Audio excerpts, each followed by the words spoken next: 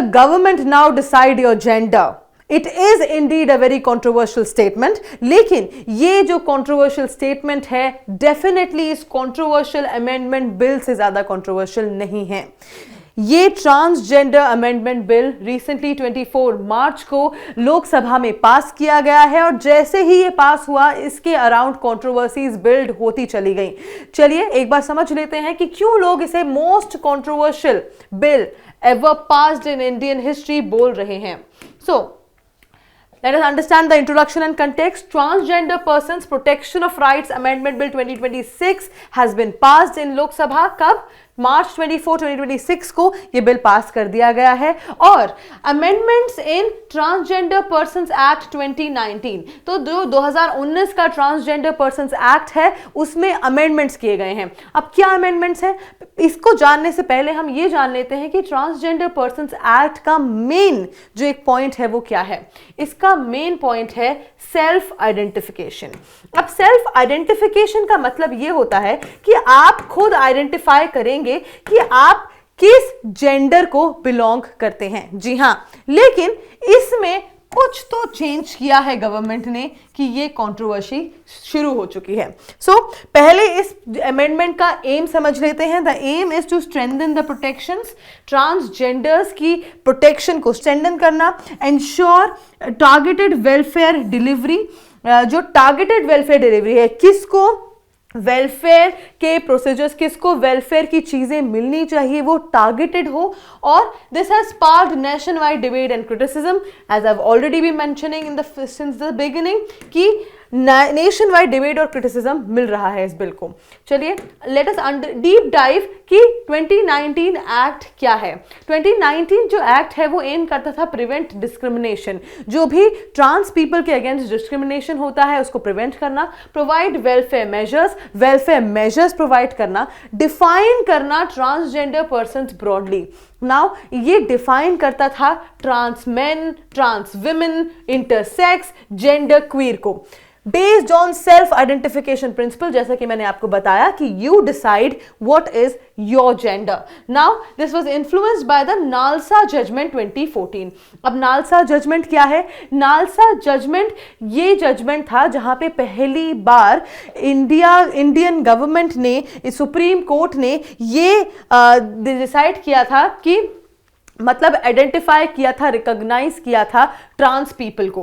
Alright, and identity certificate. देखिए NALSA judgment में एक बार हम ये समझ लेते हैं कि नालसा जजमेंट कौन कौन से आर्टिकल से जुड़ा हुआ है। Article 14, article 19 and article 21। Article 14 is equality, Article 19 is freedom of expression and Article 21 is life and dignity. Alright, identity certificate issue किया जाता था नालसा जजमेंट के द्वारा, डिस्ट्रिक्ट मजिस्ट्रेट्स के द्वारा, and based on self declaration, no medical test. तो NALSA judgment में self declaration पे, जैसे इंसान ने अगर बोला कि I identify myself this, तो उसके बेसिस पर ये जो कास्ट आइडेंटिटी सर्टिफिकेट था ये इशू किया जाता था डिस्ट्रिक्ट मजिस्ट्रेट के द्वारा, लेकिन कोई भी मेडिकल टेस्ट नहीं होता था। लेकिन अब जो अमेंडमेंट आया है उसकी बात कर लेते हैं। तो की चेंज इन्वॉल्व करता है कि एक नैरो डेफिनेशन दी गई है। ट्रांस पीपल कौन कहलाएंगे, कौन इस कैटेगरी में आएंगे, उसकी डेफिनेशन जो है बड़ी नैरो है। क्या है इस डेफिनेशन में? कौन कौन ट्रांस पीपल में इंक्लूडेड है?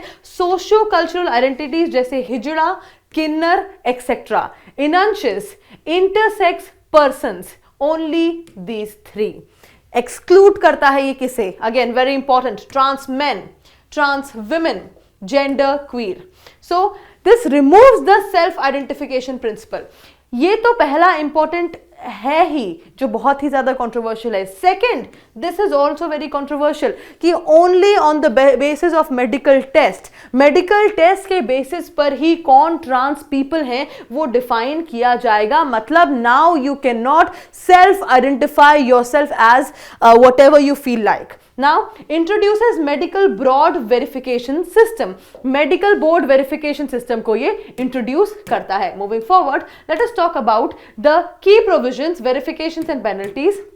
अब इसके की प्रोविजंस की बात कर लेते हैं। Medical board system identity verified by designated medical board, एक डेजिग्नेटेड मेडिकल बोर्ड होगा जो आइडेंटिटी को वेरीफाई करेगा। District magistrate issues certificate after the approval of designated medical board, जब ये डेजिग्नेटेड मेडिकल बोर्ड अप्रूव करेगा that this person belongs to trans people, then only the district magistrate will issue the certificate. Now stronger punishment, graded penalties for offences, trans people के against कोई भी offence में stronger punishment करी गई है, जैसे forced labour, abuse, इन सब में 6 months to 2 years के लिए ट्रांस पीपल के अगेंस्ट कोई भी अगर फोर्स लेबर या अब्यूज करेगा तो 6 months से 2 years के लिए तक आप जेल जा सकते हैं। Kidnapping, force identity up to life imprisonment तक पेनल्टीज बढ़ाई गई हैं। And aims to increase deterrence, ये एम करता है कि इंक्रीज करा जाए डेटरेंस को। Moving forward, let's talk about concerns and significance. अब कंसर्न तो सिग्निफिकेंस की बात कर लेते हैं, जो लोग भी इसके बारे में बहुत बात कर रहे हैं कि ये वॉइडेट करता है नालसा जजमेंट के प्रिंसिपल्स को, ट्रीट करता है आइडेंटिटी को as a medical condition. A lot of people have been saying that this is not a gender is not a medical condition. Now excludes many identities from protection, बहुत सारी identities हैं जैसे कि मैंने बताया, ट्रांस मैन, ट्रांस विमेन, और भी बहुत सारी आइडेंटिटीज हैं जिनको ये प्रोटेक्शन से एक्सक्लूड करता है। Lack of consultation with community, community से कंसल्टेशन नहीं करा गया ऐसा बोला जा रहा है। अब इसकी सिग्निफिकेंस क्या है, कुछ इंपॉर्टेंट चीजें भी हैं जो आई हैं इस पूरे बिल में। Strengthen legal penalties, trans person के अगेंस्ट कोई भी खराब चीज होती है तो उसमें लीगल पेनल्टीज को स्ट्रेंथन किया गया है। एम्स टारगेटेड वेलफेयर, एम करता है टारगेटेड वेलफेयर को, और likely to face constitutional scrutiny, right. So this was all about it. Now let us talk about the MCQ for revision. I have already told you about the whole bill, what is the whole controversy about. अब आप पहले मुझे ये बताइए comment section में कि NALSA judgement कौन से ईयर में पास हुआ था। दूसरी चीज, the Transgender Persons Amendment Bill 2026 was passed in which year? Transgender Persons Amendment Bill 2026 कौन से ईयर में पास किया गया था? 2019, 2024, 2026, 2025? Do let me know in the comment section below. और इसके साथ साथ आप मुझे ये भी बताइए कि क्या आपको इस बिल में प्रोज और कॉन्स नजर आ रहे हैं, क्योंकि बहुत ही ज्यादा इंपॉर्टेंट है आप अपना ओपिनियन पुट फॉरवर्ड करें। And that is it for today.